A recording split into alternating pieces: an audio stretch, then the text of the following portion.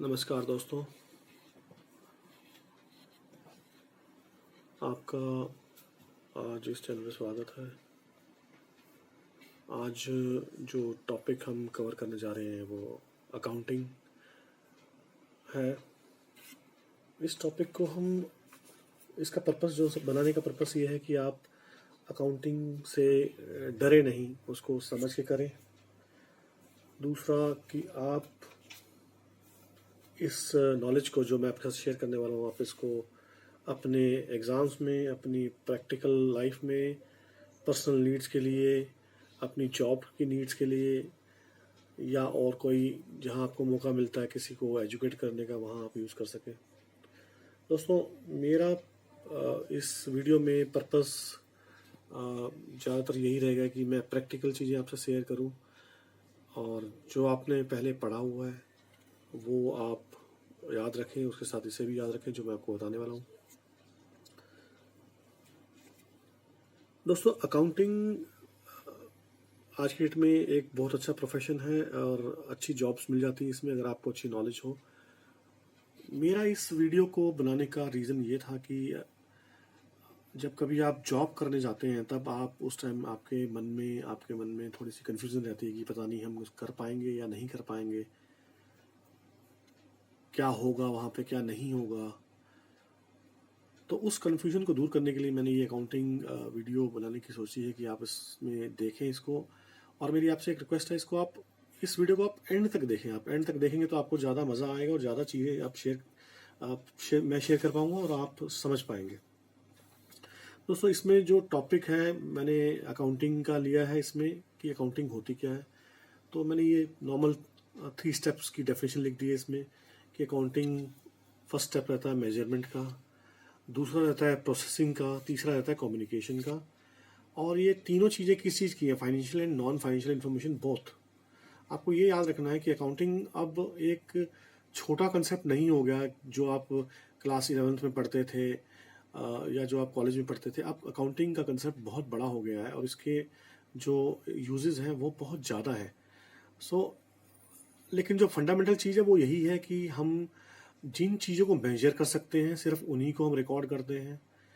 उन्हीं को रिकॉर्ड करने के बाद उन्हीं को प्रोसेस करते हैं। प्रोसेस करना भी मैं बताऊंगी प्रोसेसिंग से क्या मेरा मतलब है। और कम्युनिकेशन बड़ी इंपॉर्टेंट चीज़ है कि आप जो रिकॉर्ड कर रहे हो, आप जो प्रोसेस कर रहे हो, उसको कम्युनिकेट करना भी जरूरी है by way of certain presentation. Balance sheet हो गई या प्रॉफिट लॉस अकाउंट हो गया, जब तक वो इन्फॉर्मेशन उस यूज़र के पास नहीं पहुंचेगी जिसके लिए वो बनाई गई हैं, तब तक उसका पूरा पर्पस सॉल्व नहीं होगा।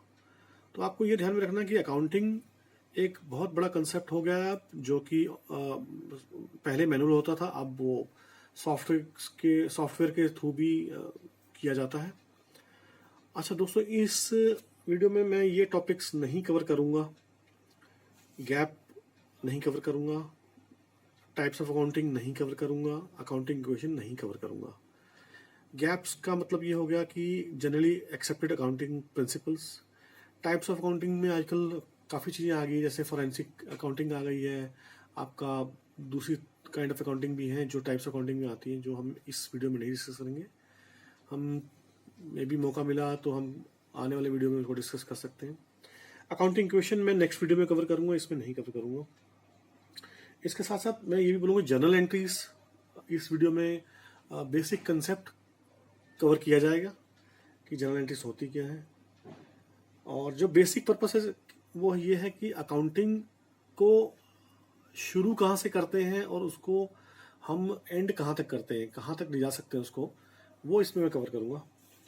दोस्तों, आपने 11th की स्टडी की होगी, जिन्होंने नहीं भी की है उनको वो भी वेलकम है इस वीडियो के लिए, और जिन्होंने 11th में अच्छी तरह अकाउंटिंग करी है वो भी वेलकम है।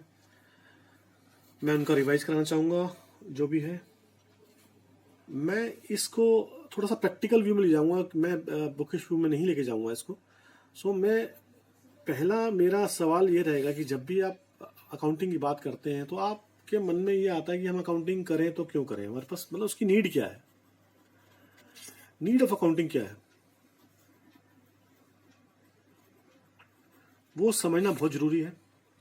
दोस्तों, कई चीज़ें मैं इसमें नहीं लिखूंगा, जो मैं सिर्फ बोलूंगा, आप ध्यान रखना कि मैं आपको क्या बता रहा हूँ, ध्यान से सुनना आप। सो नीड ऑफ अकाउंटिंग में पर्पस आपका ये हो सकता है कि आपका बिजनेस का पर्पस हो, या आपका पर्सनल हो, या आपका नॉन प्रॉफिट ऑर्गेनाइजेशन के अकाउंट्स हों, मतलब किसी भी पर्पस से हो सकता है कि आपकी नीड क्या है। कुछ लोग ये कहते हैं कि पर्सनल लाइफ में अकाउंटिंग नहीं चाहिए होती है, तो मैं कहूँगा पर्सनल लाइफ में अकाउंटिंग चाहिए होती है। आज की डेट में अगर आप इनकम टैक्स में देखें तो वो आपके, अगर आप इनकम टैक्स रिटर्न भरते हैं तो आपको सब चीज़ें कवर करनी पड़ती हैं। आपको अपने पर्सनल कई बार बिलोंगिंग भी कवर करनी पड़ती है। फॉर एग्जांपल पहले वेल्थ टैक्स एक्ट होता था जिसमें कि पर्सनल बिलोंगिंग्स भी कवर होती थी। तो पर्सनल अकाउंटिंग भी आप करोगे तो जीवन में आपको पता रहेगा कि आपने कहाँ पैसा खर्चा, कैसे खर्चा, और आपको जब चाहोगे आप उन चीज़ों को ढूंढ पाओगे। मान लो आपने कभी ज्वेलरी खरीदी, तो आप अगर सब कुछ भूल गए तो कम से कम आपको ये पता हो कि आपने कहाँ से खरीदी थी, कितने की खरीदी थी, बिल का नंबर क्या था। ये चीज़ें आप नोट कर सकते हैं अकाउंटिंग सॉफ्टवेयर में आजकल जो आ रहे हैं। टैली हो गया, जो कि घर के लिए भी यूज़ किया जा सकता है, और आप चीज़ों का हिसाब रख सकते हैं अपना। अपनी फैमिली बजट्स के लिए भी आप कर सकते हैं कि हमारे फैमिली बजट्स में क्या खर्चे हो रहे हैं। तो I mean it can be for any purpose. Accounting can be for any purpose. It can be for your family, it can be for your business, it can be your friend. तो need यहाँ होती है हमारी।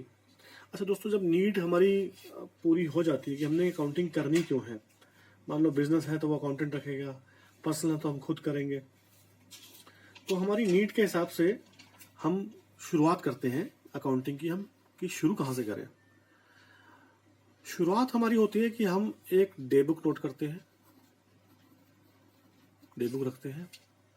Day book से मतलब मेरा ये है कि आप इसमें सेल्स डे बुक या परचेज डे बुक से कंफ्यूज ना हो, वो भी होती है। लेकिन एक छोटे शॉप ओनर या छोटा बिजनेसमैन जो है, जिसने अकाउंटेंट वीकली बेसिस पे रखा हुआ है या मंथली बेसिस पे रखा हुआ है, तो वो इन चीज़ों को नोट करता है किसी रजिस्टर पे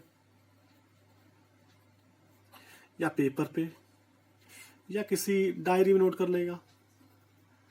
तो उसको डे बाय डेज नोट कर सकता है, करता रहता है कि मैंने कहाँ पे कितने पैसे दिए, कितने लिए, क्या आया माल, क्या गया, मोटा मोटा जो उसको समझ में आता है वो नोट कर सकता है उसमें।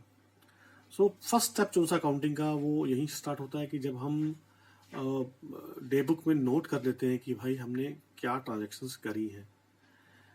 क्योंकि देखिए, जब आजकल तो सॉफ्टवेयर आ गए हैं, तो बहुत सी दुकानें ऐसी हैं जो सॉफ्टवेयर लेके बैठी हैं, और उसमें सॉफ्टवेयर में आप अपनी एंट्रीज इमीडिएटली डाल सकते हो, अपने अकाउंटेंट को बोल सकते हो। लेकिन जिन्होंने अकाउंटेंट नहीं रखा हुआ है वो ऐसे नोट कर लेते हैं।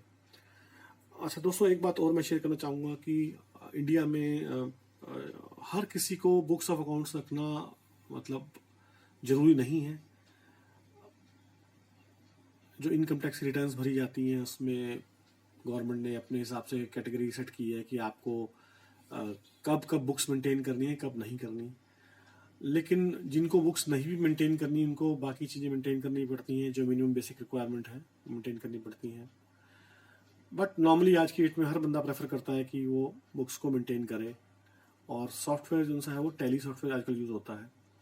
अगर कोई बहुत ही छोटा दुकानदार है तो वो मैनुअल बुक ऑफ अकाउंटिंग भी रख सकता है। तो नीड के बाद डे बुक आई, डे बुक में वो नोट कर लेगा दोस्तों। उसके बाद वो अपने अकाउंटेंट को बुलाता है। वो इन इन एंट्रीज को जो उसने डे बुक में मान लो नोट करी हैं, उनको कैटेगराइज कर लेता है कि क्या उसको जर्नल में डालनी है एंट्री, या कैश में डालनी है एंट्री, या बैंक में डालनी है एंट्री। ठीक है, ये तीनों चीज़ें मैं इसलिए बोल रहा हूँ कि जर्नल में वही एंट्रीज आती हैं जो कैश और बैंक की नहीं है, और कैश और बैंक की एंट्री के लिए हम सिर्फ कैश और बैंक की एंट्रीज लेते हैं जिनमें हमने कैश लिया या दिया है। और दोस्तों, इससे पहले मैं एक चीज़ और आपको बताना चाहूँगा इसमें कि आज तो मोस्टली लोग मेरे ख्याल से, क्योंकि आज से 20 साल पहले तो लोग मैनुअल अकाउंटिंग भी करते थे, और मैनुअल बुक्स मैंने देखी हैं।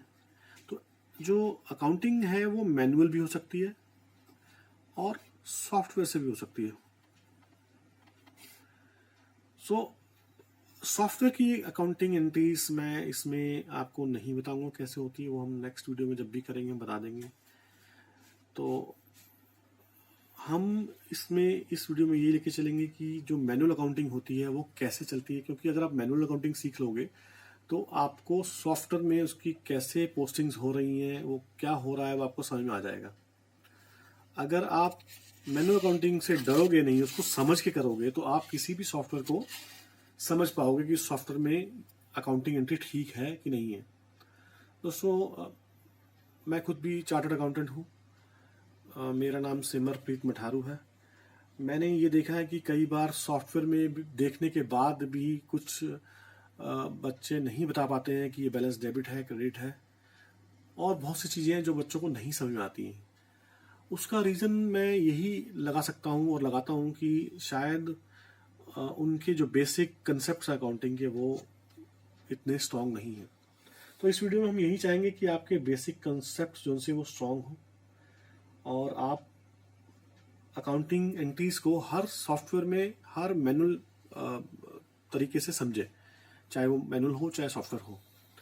दोस्तों, मैनुअल और सॉफ्टवेयर मैंने कहा था कि दोनों तरफ से होती है, तो हम मैनुअल में चलेंगे। मैनुअल का पहला स्टेप मैंने बता ही दिया आपको कि वो डे बुक में नोट कर लेता है। दूसरा स्टेप मैंने बताया कि आपको वो जर्नल या कैश बुक में एंट्री डालता है। दोस्तों, कैश बुक जो मैनुअली बनाते थे हम, आज की डेट में भी कुछ लोग बनाते होंगे, कैश बुक में बैंक की एंट्रीज भी आ जाती हैं और कैश की एंट्रीज भी आ जाती हैं। वो मैनुअल अकाउंटिंग का अपना अपना लोगों का तरीका था कि बैंक और कैश को कैसे नोट करते हैं। कुछ लोग सेपरेट भी कर लेते हैं, कुछ लोग एक भी कर लेते हैं। लेकिन जो हमारा आज इस वीडियो का जो मेन मुद्दा रहेगा दोस्तों, वो रहेगा कि जर्नल एंट्रीज जो सी हैं वो कैसे करनी है, अकाउंटिंग एंट्रीज कैसे होती हैं और उनका बेसिक क्या होता है।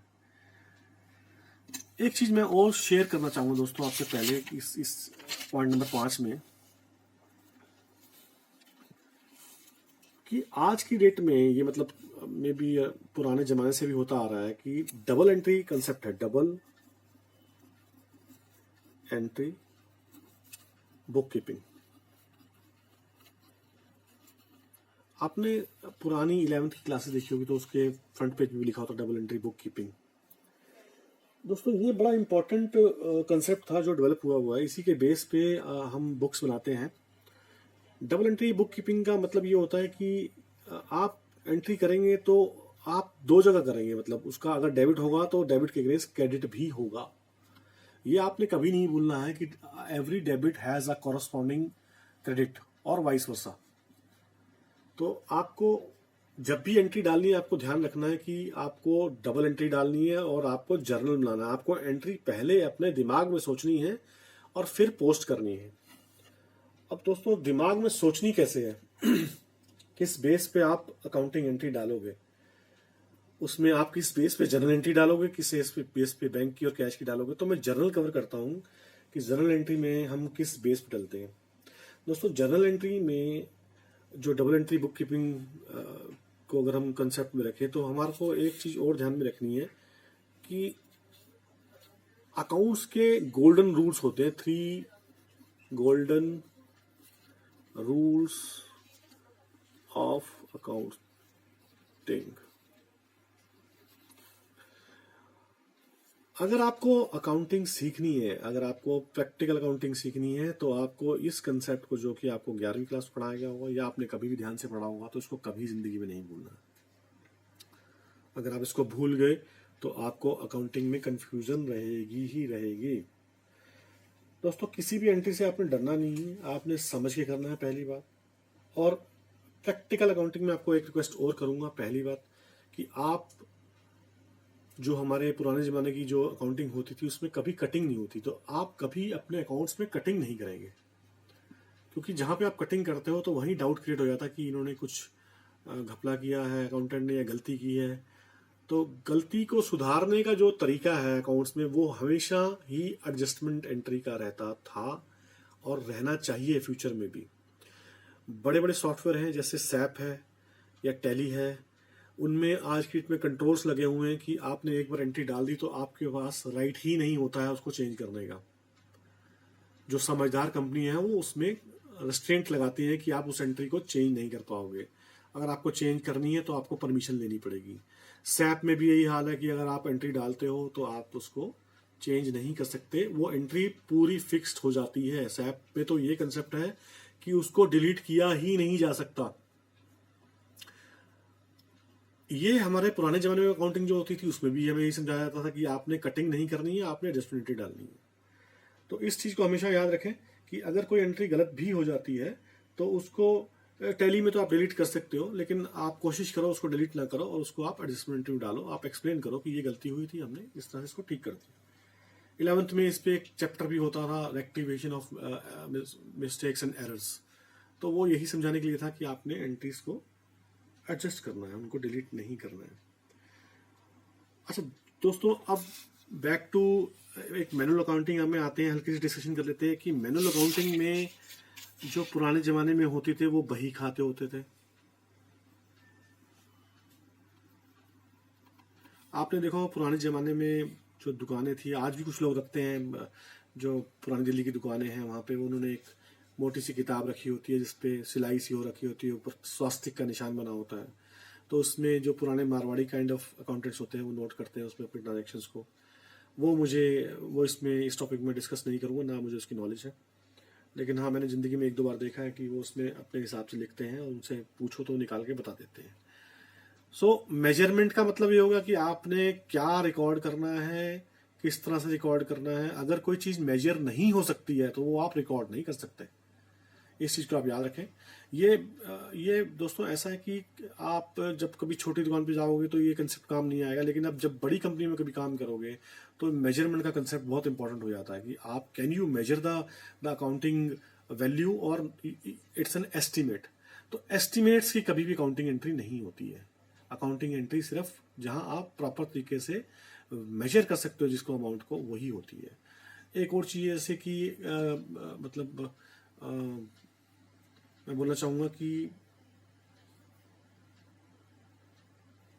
जो प्रोसेसिंग वाला पार्ट है, प्रोसेसिंग वाला पार्ट ये है कि ये सिस्टम या टैली या जो SAP या जो सा भी सॉफ्टवेयर है वो प्रोसेसिंग काफ़ी हद तक ऑटोमेटिक करता है।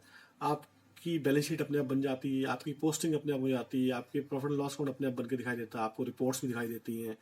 सो सॉफ्टवेयर में सिर्फ आपको अकाउंटिंग एंट्री डालनी है और काफ़ी चीज़ें वो खुद भी कर देता है सॉफ्टवेयर। लेकिन उसको चेक करना आपका काम है। दोस्तों मैं इस वीडियो में ये एक चीज़ और बहुत स्ट्रेसफुली कहना चाहूँगा कि आपने इसको समझना है, इसको समझ के करना है, क्योंकि प्लस और माइनस का खेल नहीं है ये कि अगर आप प्लस और माइनस कर दो उसका खेल नहीं है। प्लस और माइनस का खेल तो है, लेकिन इसकी जो प्रेजेंटेशन है वो बड़ी इंपॉर्टेंट है। मान लो मैं एक एग्जांपल देता हूँ, फिक्स एसेट्स को अगर आपने एक्सपेंसेस में दिखा दिया तो प्लस और माइनस तो आपने कर दिया, लेकिन आपकी बहुत बड़ी गलती है। फिक्स एसेट आपके कभी भी एक्सपेंसेस में नहीं आएगा। ऐसे ही कोई एक्सपेंसेस है और आपने फिक्स एसेट में दिखा दिया तो वो आपकी बेवकूफ़ी कहलाएगी। तो आपने कोई काम ऐसा नहीं करना, आपने समझ के करना है अकाउंटिंग एंट्री को। अच्छा दोस्तों, ये बात हो गई। इसमें एक वापस चलते हैं मुद्दे पे कि हम जो इसमें अकाउंटिंग में जो रिकॉर्ड करते हैं डे बुक में, फिर उसको जर्नल डालते हैं, फिर हम ये क्यों करते हैं? ये हम इसलिए करते हैं ताकि हम इनको समराइज कर सकें इनटू बैलेंस शीट में, प्रॉफिट एंड लॉस अकाउंट में, कैश फ्लो में, कई चीजें जो इससे बनती हैं। ठीक है ना, फंड फ्लो स्टेटमेंट है। So summarize means that it should be summarized means it should be you should be able to present it to someone। क्योंकि जो आपके जो ओनर्स हैं, जैसे आपके मालिक हैं, जो शेयर होल्डर्स हैं, या आपके जो अदर स्टेक होल्डर्स हैं, क्रेडिटर्स हैं, डेटर्स हैं, उनको अकाउंटिंग एंट्री से मतलब नहीं होता है। उनको तो बैलेंस शीट से मतलब होता है कि नटशेल में आप किस पोजीशन पे हो आज की डेट में, और उनको ये होता है कि आप ऑडिट कराओ इनकी और ये करेक्ट चीजें आपने कर रखी कि नहीं कर रखी। दोस्तों वापस आता हूँ मैनुअल अकाउंटिंग पे। मैनुअल अकाउंटिंग में बही खाते होते थे, बही खाते के साथ बाद लेजर्स होते थे, कुछ लेजर्स भी होते थे जो मैनुअल बनते थे। लेजर्स मैनुअली बनाए जाते थे, पेन से लेके बनाए जाते थे। उस टाइम पे ये भी कहा जाता था कि आपने पेंसिल से यूज नहीं करना है। आप कभी भी लेजर को पेंसिल से नहीं बनाओगे क्योंकि आप मिटा दोगे, उसको चेंज कर दोगे, इसलिए पेन से ही बनते थे। कोई गलती होती थी उसको हम एडजस्टमेंट कर सकते हैं। मैं दोस्तों इस वीडियो में आपको इन लेजर्स पे मतलब कैसे ये इनमें एंट्रीज डलती हैं इसका शुरुआती दौर जो जर्नल का है वो मैं समझा दूंगा आज आपको कि जर्नल एंट्रीज कहाँ होती है, कैसे होती है, किस बेस पे होती है। सो 8वां पॉइंट मैं फॉर एग्जाम्पल में आता हूँ कि जो मेन इंपॉर्टेंट पॉइंट है छठे पॉइंट पे based on 6th point, point number 6, rules, golden rules. दोस्तों ये 3 होते हैं, याद रखना।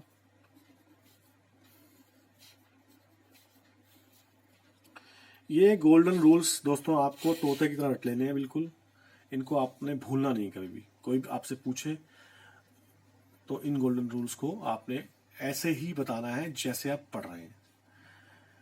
ये गोल्डन रूल्स डिपेंड करते हैं टाइप्स ऑफ अकाउंट्स पे।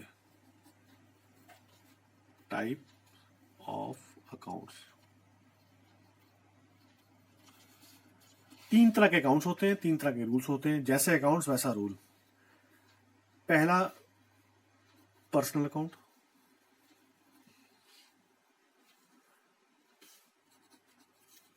दूसरा नॉमिनल अकाउंट, तीसरा रियल अकाउंट। दोस्तों मैंने एक बात कही थी, प्लस और माइनस का खेल नहीं है। प्लस और माइनस के खेल के अलावा और भी बहुत चीजें हैं। आपको यह भी पता होना चाहिए कि अकाउंट जो सा है किस टाइप का है। पहले आप ये डिसाइड करोगे किस टाइप का अकाउंट है, फिर आप ये डिसाइड करोगे डेबिट क्रेडिट करना है, फिर आप डिसाइड करोगे इसको दिखाना कहाँ पे, ये बैलेंस शीट में कहाँ आता है, ये एसेट है, लायबिलिटी है, क्रेडिटर्स है, डेटर्स है, एक्सपेंस है, इनकम है, क्या है। ठीक है दोस्तों, अगर मैं इनके रूल्स की बात करूं तो अगर आप भूल भी जाओ तो आपने ये चीज़ याद रखनी है कि पर्सन जो सा है, अगर कोई पर्सन की बात करें, या तो वो आर्टिफिशियल हो सकता है, नेचुरल पर्सन भी हो सकता है। और आर्टिफिशियल और नेचुरल पर्सन दोनों ही केस में किसी चीज़ को रिसीव करेगा या देगा, या रिसीव करेगा या गिव करेगा। तो उसका रूल भी उस हिसाब से हो जाता है कि हम जब पर्सन रिसीव कर रहा है तो क्या करेंगे, और पर्सन जब दे रहा है तो क्या करेंगे। तो इसका जो रूल है बेसिकली वो ये रहता है कि debit the receiver, credit the giver. Debit the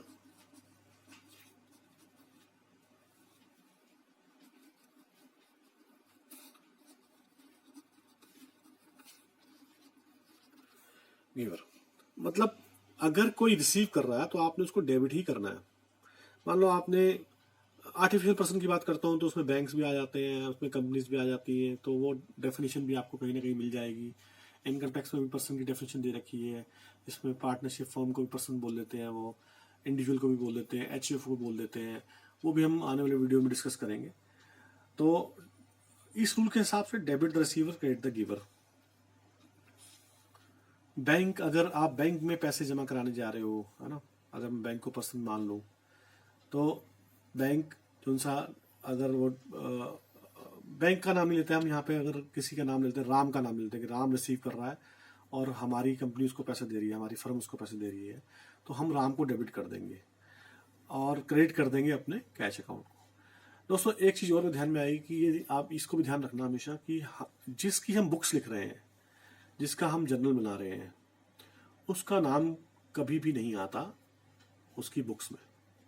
उसका नाम अगर आता है तो सिर्फ एक ही अकाउंट में आता है, कि कैपिटल अकाउंट में, कि Ram capital account, Shyam capital account, जो भी है ना। तो हमने राम को पैसे दिए, हम उसको डेबिट कर देंगे। अब हमने दिया क्या है, उसको कैश दिया है, ठीक है ना, तो Ram account debit to cash accounts की एंट्री हो जाएगी। दोस्तों नॉमिनल अकाउंट पे अगर हम आते हैं तो नॉमिनल अकाउंट क्या होते हैं basically.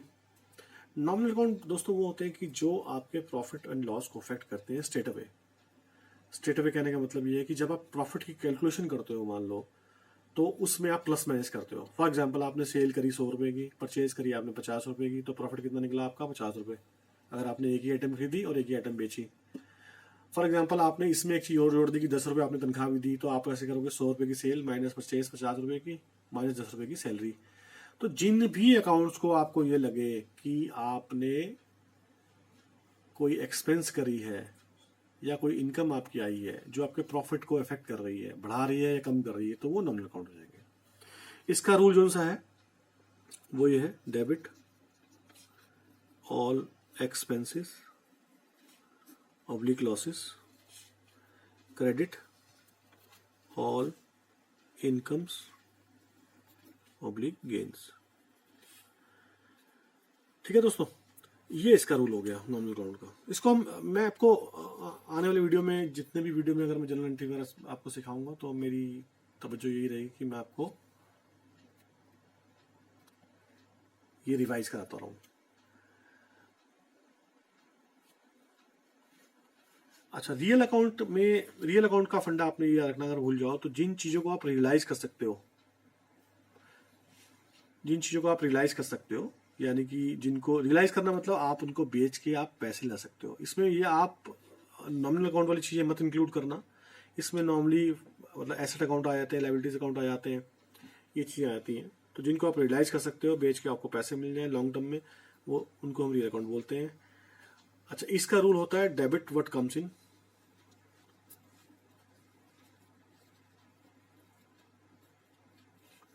Credit what goes out.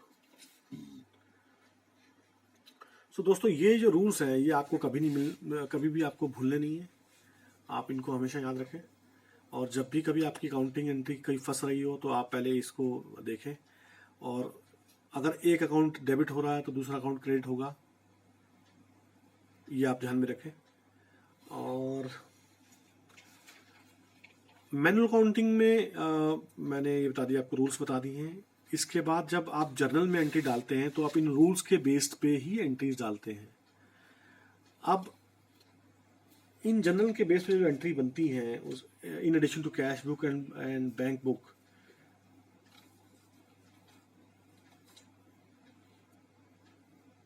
वो आप उनकी पोस्टिंग करते हैं। आप क्या करते हैं उनकी, यानी पॉइंट नंबर 9 में आप देखें, पोस्टिंग करते हैं। पोस्टिंग्स मैं इसमें कवर नहीं करूंगा, वो जब भी हम जनरल एंट्री की प्रैक्टिस करेंगे जिस वीडियो में, उसमें हम डिस्कस करेंगे इसको। जब इसकी पोस्टिंग हो जाती है, पोस्टिंग करते कहाँ पे हैं, ये पोस्टिंग जनरल लेजर में करते हैं। तो जनरल लेजर और जर्नल दोनों ही डिफरेंट चीजें हैं। जर्नल की पोस्टिंग जनरल लेजर में होती है, और उसको एक अकाउंटिंग जो सा एक कंसेप्ट और भी ध्यान रखें कि अकाउंटिंग जो हम करते हैं वो किसी पीरियड के लिए होते हैं। मतलब आप नॉर्मली एक फाइनेंशियल ईयर का टर्म होता है। फाइनेंशियल माने कि आप अपना बिजनेस फॉर एग्जांपल 1 अप्रैल 2020 से शुरू करते हैं, तो आपका फाइनेंशियल खत्म होता है 31 मार्च 2021 में। तो 12 महीने का पीरियड रहता है। किसी केस में फाइनेंशियल शॉर्ट भी हो सकता है कि अगर आपने बिजनेस ही बीच में शुरू किया तो आपका फाइनेंशियल वहीं से स्टार्ट हो जाएगा और 31 मार्च को खत्म हो जाएगा। सो दोस्तों, पोस्टिंग हम जब पूरी ट्रांजेक्शन से पूरे साल की कर लेंगे तो हम 31 मार्च में जब हम पहुंचेंगे तो हम इन बुक्स को क्लोज कर देंगे।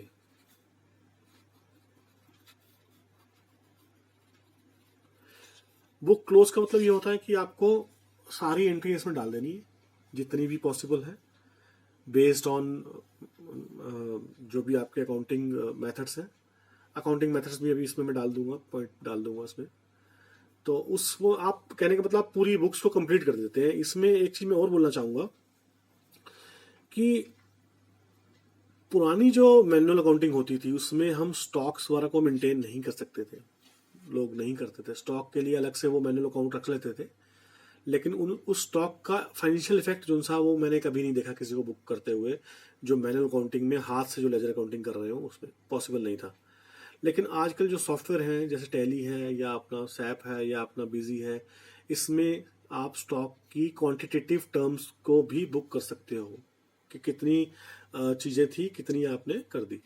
तो कहने का मतलब है कि मैनुअल अकाउंटिंग जो पुराने जमाने में होती थी उसमें स्टॉक का हमें ध्यान खुद ही रखना पड़ता था कि स्टॉक जो सा है कितना बचा है कितना नहीं बचा है, और उस हिसाब से मान लो हमने 10 चीज़ें खरीदी हैं, 10 में से 8 बेची, 2 बची हैं, तो स्टॉक की calculation at the year and होती है। सो क्लोजर ऑफ बुक्स मतलब आपको ऑल एंट्रीज कंप्लीट करनी है।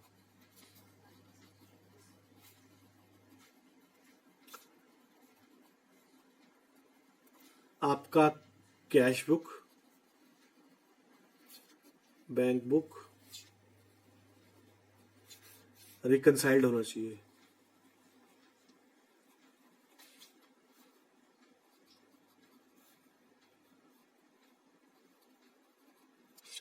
आपका क्रेडिटर्स रिको होनी चाहिए विद स्टेटमेंट। दोस्तों अकाउंटेंट, अगर आप अकाउंटेंट की जॉब में जाना चाहते हैं तो आपको ये बड़ा इंपॉर्टेंट काम है कि आपके क्रेडिटर्स और डेटर्स जो से हैं रिकनसाइल्ड होने चाहिए। कितना आपसे, कितना किससे लेना है, कितना किसी को देना है, जो मैंने अभी बताया था कि जब आप समराइज करते हो चीज़ों को तो आप ये समराइज करते हो कि भाई हमने एट द पर्टिकुलर डेट हमने किसका कितना देना है, किसका क्या बैलेंस है, बैंक में क्या बैलेंस है, कैश का कितना बैलेंस है। सो ये सब चीज़ें आपको करनी है जब आप बुक्स को कंप्लीट करते हो। इसमें और डिटेल में नहीं जाना चाहूँगा, बाकी चीज़ें भी हैं, बैंक रिको कर लो आप, लोन्स की रिको कर लो आप, है ना। और जितनी जो भी आपकी अकाउंटिंग एंट्रीज हैं जो मेजर हो सकती हैं वो सारी बुक कर लो आप, भूलो मत उसको। इवन जो एक कंसेप्ट है कि events occurring after the date of balance sheet, वो भी रहता है। Event occurring after date of balance sheet कुछ ऐसी इंपॉर्टेंट चीज़ें होती हैं कि जो आपने बुक्स क्लोज कर दी लेकिन उसके बाद आपको 2 महीने बाद, 3 महीने बाद पता लगा। फॉर एग्जाम्पल आपका स्टॉक का है, मान लो आप स्टॉक की वैल्यूएशन कर रहे हो, स्टॉक की वैल्यूएशन आप 31 मार्च में तो कर नहीं पाओगे कि आप कहोगे जी हम एक ही दिन में स्टॉक की वैल्यूएशन कर लेंगे, नहीं, ऐसा नहीं हो सकता। तो आपको 4, 5, 10 दिन लगेंगे। तो आप उस चीज़ को बुक करते हो, उसमें आपको पता लगता है कि ये देखो जी इसमें तो ये हो गया कि स्टॉक की जो सी है, बरसात हो गई तो मान लो स्टॉक खराब भी हो सकता है, तो उसकी आप एडजस्टमेंट कर सकते हो। या कोई मेजर लॉस हो गया आपका जो बैलेंस शीट के बाद में हो, तो event occurring after date of balance sheet है, वो भी हम डिस्कस करेंगे। वो भी चीज़ें रहती हैं जो आप कर सकते हो, तो उसके बाद आपकी बैलेंस शीट वगैरह फाइनल होती है। तो बुक्स क्लोज होगी आपकी दोस्तों। उसके बाद ये बुक्स क्लोज करने का मतलब, यहाँ मेरा मतलब है कि आपका जनरल लेजर क्लोज हो गया, फाइनलाइज कर दिया आपने। जनरल लेजर मतलब जो आप मैनुअल तरीके से बना रहे हो। मैं आपको बताऊंगा जनरल लेजर क्या होता है बेसिकली, इस वीडियो में भी बता दूंगा आपको मैं। अच्छा, ये आपकी बुक्स क्लोज हो जाती है, तो इस बुक्स क्लोज के बेस पे आप बनाते हो ट्रायल बैलेंस। दोस्तों मैंने आपको कहा था कि every debit has a corresponding credit and every credit has a corresponding debit. कैसे भी बोलो दोनों में से तो एक ही बात है। तो ट्रायल, ये जो डबल एंट्री कंसेप्ट है बेसिकली बुक कीपिंग का, वो इतना तरीके से बनाया गया है कि आपकी कोई गलती अगर होती है तो वो पकड़ी जाती है। आज की डेट में आपने शायद ये गलतियां नहीं देखी होंगी, क्योंकि अगर आपने अगर आपको ध्यान हो, किसी ने किया हो, मैं आपको बता दूं, पुराने ज़माने में जब बुक्स बनती थी, मैनुअल बनती थी, तो ये ट्रायल बैलेंस टैली ही नहीं होता था। क्योंकि कहीं पे आपने पोस्टिंग में गलती कर दी, अगर आपने इस स्टेप पे गलती, यहाँ आपने जनरल एंट्री जब बनाई आपने रूल्स गलती कर दी, मान लो आपने डेबिट में डाल दिया 10 रुपये, क्रेडिट में डाल दिया 5 रुपये, तो 5 रुपये का जो बैलेंस है वो कहीं मिलेगा नहीं आपको। तो उस जमाने में क्या होता था कि ये जो भी मैनुअल अकाउंटिंग आज भी करेगा तो ट्रायल बैलेंस टैली नहीं होगा। ट्रायल बैलेंस बनाने का रीजन ही ये होता है कि डेबिट और क्रेडिट बराबर हो एंड में। सब अकाउंट्स का ट्रायल बैलेंस होता है क्या, इट्स अ लिस्ट ऑफ, अगर मैं लेमन लैंग्वेज बोलूं, all accounts in the general ledger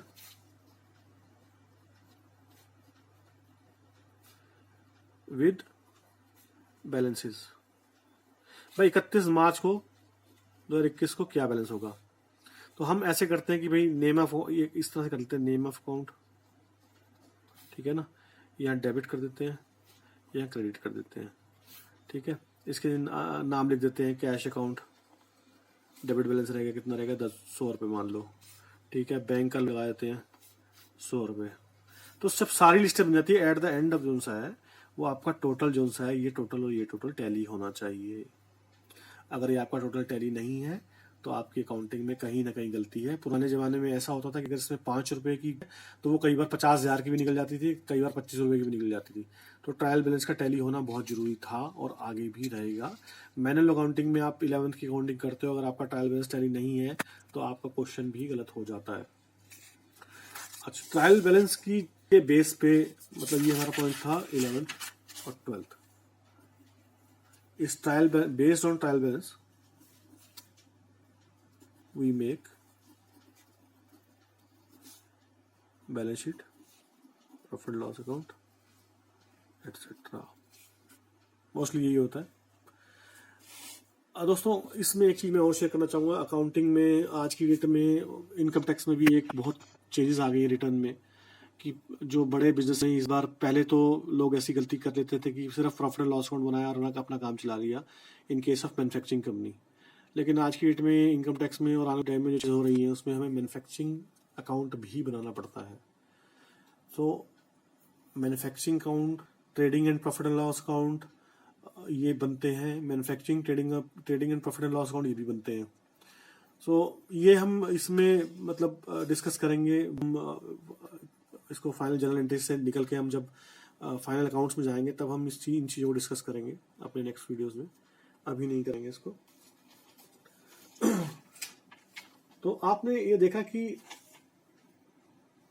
ये जो स्टेप्स हैं, पहला स्टेप है आपका कि आपने कहीं ना कहीं नोट कर लिया डे बुक में। दूसरा स्टेप है आपने जर्नल में एंट्री डाली आपने। तीसरा है आपने उसको पोस्ट कर दिया।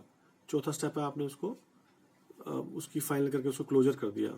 पांचवा स्टेप है आपने उसकी बैलेंस शीट वगैरह बनानी शुरू कर दी। दोस्तों इस वीडियो में मैं कुछ एक चीजें आपको और भी बताना चाहूंगा कि आजकल जो सॉफ्टवेयर है, सॉफ्टवेयर में काफी काम जो उनसे हैं, जो स्टेप्स हैं आपके सॉफ्टवेयर की अगर बात करूं मैं,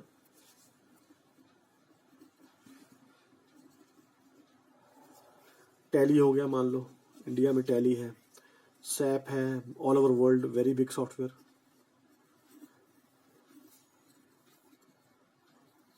सैप एक ऐसा सॉफ्टवेयर है जिसमें आप कुछ भी कर सकते हो और इसमें ऑटोमेशन बहुत सारी रहती है। टैली में भी ऑटोमेशन रहती है लेकिन टैली सैप का 1% भी नहीं है। ब्रीजी सॉफ्टवेयर है और इसके अलावा और भी बहुत सारे अकाउंटिंग सॉफ्टवेयर होंगे। इन सब सॉफ्टवेयर में जो काम करने का तरीका रहता है वो तरीका यही रहता है कि आपको पहले जर्नल एंट्री पास करनी है। ये सॉफ्टवेयर आपका जो पोस्टिंग का काम है, यानी कि ये वाला काम पोस्टिंग का, जो क्लोजर का काम है ना, और ये ट्रायल बैलेंस का काम, ठीक है, और ये बैलेंस शीट का काम, ये सारे काम सॉफ्टवेयर ऑटोमेटिकली करके देता है आपको। लेकिन सवाल ये है कि जो गलतियां इसमें हमारे दोस्त करते हैं वो ये करते हैं कि आपने अगर अकाउंट की नेचर को ही नहीं समझा, आपने यहाँ पे गलती करी अगर कि क्या पर्सनल अकाउंट है, नॉमिनल अकाउंट है, रियल अकाउंट है, इनकी आगे कैटेगरीज भी हैं कि क्या ये मतलब एसेट्स में आएगा, लाइबिलिटीज में आएगा, एक्सपेंस में आएगा, इनकम में आएगा, कहाँ आएगा। Profit and loss appropriation account आपने सुना होगा कि एप्रोप्रिएशन में आएगा, कहाँ आएगा। तो वो चीज़ें जो सी हैं जो फाइनेंशियल अकाउंटिंग की, वो चीज़ें भी मान लो वीडियो में डिस्कस करेंगे। लेकिन मैं आपको ये समझा दूं कि आपने हमेशा इस चीज़ का ध्यान रखना है कि नेचर ऑफ अकाउंट क्या है और वो अकाउंट जो सा है वो बैलेंस शीट में आएगा या प्रॉफिट एंड लॉस अकाउंट में आएगा, और इन दोनों में आएगा तो कहाँ आएगा, डेबिट साइड का कहाँ आएगा, क्रेडिट साइड का कहाँ आएगा, लायबिलिटीज में आएगा, वो आपको ध्यान में रखना है।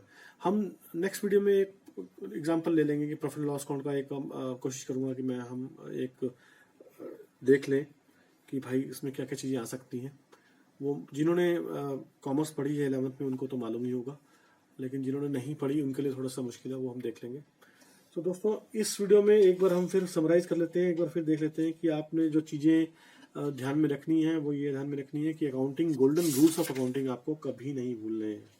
आपको गोल्डन रूल्स सारी ज़िंदगी याद रहने चाहिए। जैसे आप मैथ्स के अकाउंटिंग याद करते हो वैसे ही आपको गोल्डन रूल्स अकाउंटिंग के याद रहने चाहिए। अकाउंटिंग का कंसेप्ट भी मैंने आपको बता दिया है कि आपने पूरा अकाउंटिंग कंसेप्ट क्लियर करना है। दोस्तों इस वीडियो में आप मुझे ज़रूर सवाल भेजें अपने, अगर कुछ मैंने मिस किया है तो आप उसमें ज़रूर पूछें, और अगर आपको लगता है कि कोई चीज़ छूट गई है तो उसमें भी आप पूछ सकते हैं, जो कि हम अपने नेक्स्ट वीडियो में कवर कर सकते हैं। दोस्तों आपका बहुत बहुत धन्यवाद इस वीडियो को पूरी तरह देखने के लिए। कोशिश है कि आपको ये वीडियो हेल्प करेगा, और नेक्स्ट वीडियो जैसे ही आएगा मैं आपके साथ उसका लिंक शेयर करूँगा। Thank you so much. जय हिंद, जय भारत।